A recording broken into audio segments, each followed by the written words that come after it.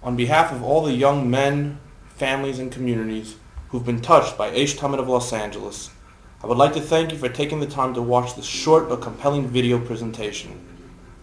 Who could have ever dreamed that one little chavrusa, one little study group, in the back of a small shul would have exploded into a major movement of over 240 plus young men from all backgrounds. It is clear that Aish Tamid has identified a major void in our existing Jewish education curriculums. That void is the need and craving for custom-tailored chizuk. If you think that Aish Tamid is strictly a program for the boy who's isolated and lost, for the boy on drugs, or for the boy who's considered a yeshiva dropout, you've been misinformed. Aish Tamid is for the sincere boys who are looking for inspiration and concentrated personal growth in a warm, caring, and relaxed environment in which they can flourish. Yes, even the fine boys, from the finest homes, who went to the best schools and yeshivas that our communities have to offer, yearn and desire a caring Rebbe, a table to sing at, and most importantly, a makom, a place to belong to. Aish Tamid of Los Angeles has successfully created this makom.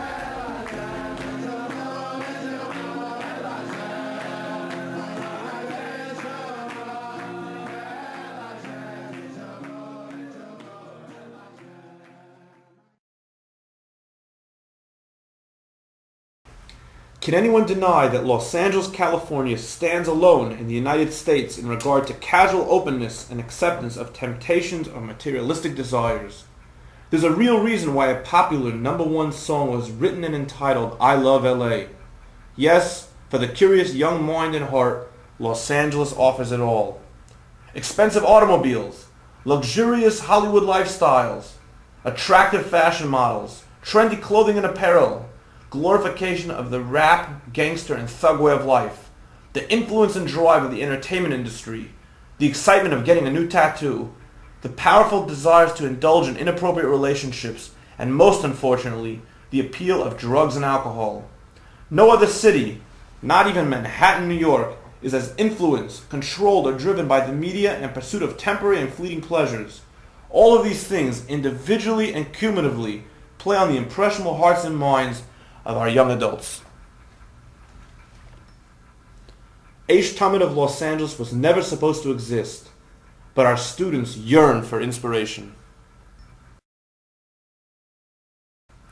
It all started with one call for help. One of the guys just said, "Yeah, we need to get something together. We're kind of dying out from what we picked up in Israel. We need to keep it going." And that's how Avi showed up. You know, he got the call from the Bacher, and that's basically, he put it together in the back of Rabbi Langer Shul. 5 guys, the core, the founders. That's what we're called now. It was pretty much the only religion we had at the time. We'd come back from Israel, very religious setting, and came back into the secular world, and Avi provided us twice a week with Judaism, basically. So from there it just took off. Guys started coming from all over. Pico Robertson, Hancock Park, the Valley, and beyond. Before we knew it, one guy turned into over 250. I found Aish Tamid through a few friends of mine who live in the city around this area. Yeah. And they told me you gotta come to this shir one night. It's a good shir. You can really relate to this guy Libovic, or they called him Libo. So I said, alright, let's check it out. Well, actually, Avi met me. He was constantly calling my house, asking for me, and during that time, I wasn't really, I was kind of avoiding his calls because, there were many rabbis spoke to me, and I just, I didn't want, I thought he'd be just another one of them. But in the end, he met up where I was working, and he sat down with me, helping out, and I was in need of a lot of help at the time. I just came back from New York. I wasn't really doing much with my life. And now, he hooked me up with a much better job. I actually have my own business now because of him. And I mean, just my life has changed so much because of him. Shir comes Tuesday and Thursday, and I go there, and it's like a recharge of my battery. Just that 30 minutes or an hour of sitting in class, talking about Torah, talking about the Pasha of the week, talking about how all the different problems that people have in their lives and how you can solve it. Guys are coming there are actually willing to come there. They're not forced to. It's not high school. They're not taking attendance. So the fact that the guys are coming to this tish and to coming to the shir is all on their own will. Avi doesn't put any pressure on you. If you don't want to come, you don't have to come. As opposed to going to a Jewish school where they force it into you, and a lot of people rebel because of it. Avi gives you the ability to actually bring it out from within you.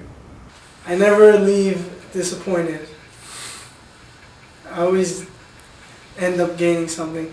I always have something to say Friday night at the table when my dad asks me to say something. Thanks to Lebo. It says a lot when a guy who can't drive right now, this past year, tries hard to get a ride all the way from Tarzana to come down for a Lebo share. Also, the tishes he has every Friday night. You gotta come see it to believe it. It's not normal how many people show up. There's nowhere to sit. He makes his Friday night get-togethers, almost like a yeshiva feeling, but being able to be back home, I guess. It's always something to look forward to during the week. The fact that on Shabbos you're able to see guys be amongst some singing and guys your age and some Divrei Torah, and that's what he has. We get there and it's very very leibdik, very geschmack. We'd go to sleep after them, right away. But now I want to stay up an extra 3 hours to lose sleep, but to actually go to the ship just to be with the guys and to sing a little bit and especially when you go to his house, we all sit together and just everyone gets along. We can feel as if we're part of something, and it makes a difference. The highlight was for sure Purim, I think. Purim was a lot of simcha. No, it wasn't just about drinking. I could relate it to my Purim that I had in Yerushalayim, and it's pretty hard to relate something to that. But if there wasn't Purim at Avi's house, then there probably, even though there was Purim at my house, there probably wouldn't have been Purim at all. Always found people jobs. He helped out people with whatever need they needed. Sent people to Israel. He always tries to find time and do what he can do to help others. And I respect him a lot for that. They hook you up with a job, talk to people, set you up with chavruta. I am working now for a healthcare consulting company, which actually, ironically, Avi got me the job for. It took him not even so long. It took him about less than a month, I'd say, and he hooked me up with the person right away. And if it wouldn't be for him, I probably would not have gotten there. I just moved here less than a week ago. Actually, it's a week tomorrow from Brooklyn, New York. And basically a day after I got here, I have a friend of mine that knows Avi pretty well. He's like, you gotta meet this guy about a job. I met him like a day after I moved here. And the next day he got me an amazing job. And I'm just sitting here, I'm just amazed with the guy. I spoke to him for 2 hours. The guy's an unbelievable guy.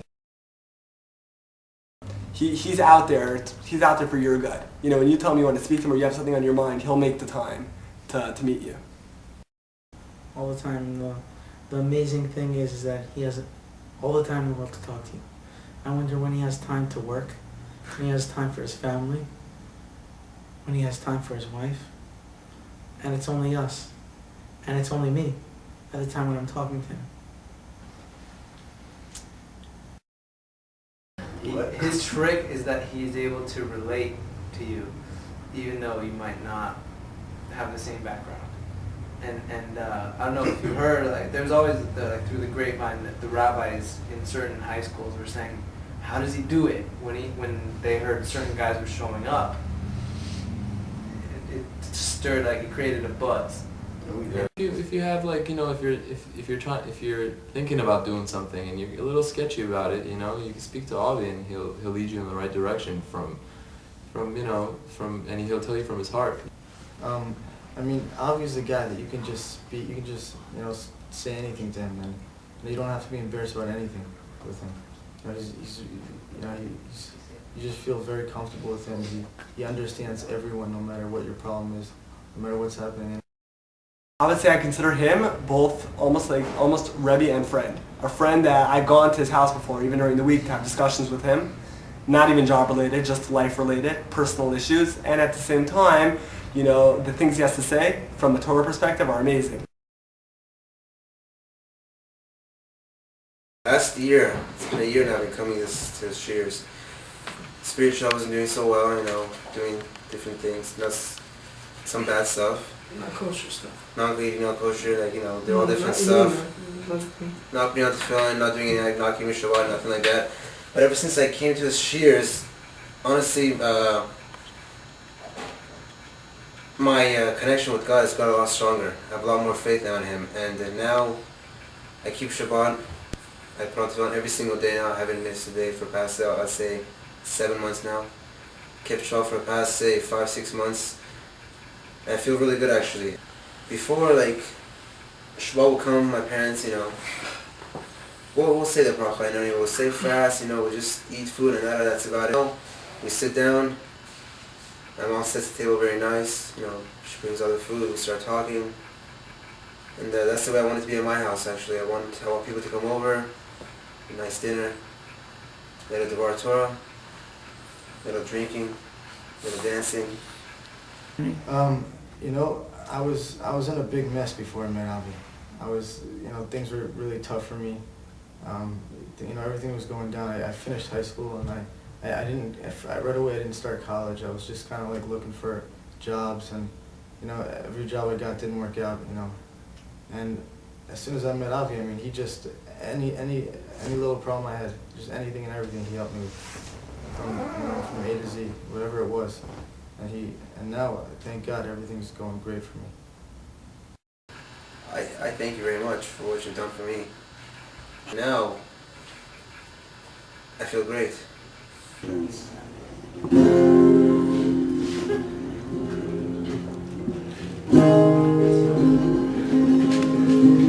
Aish.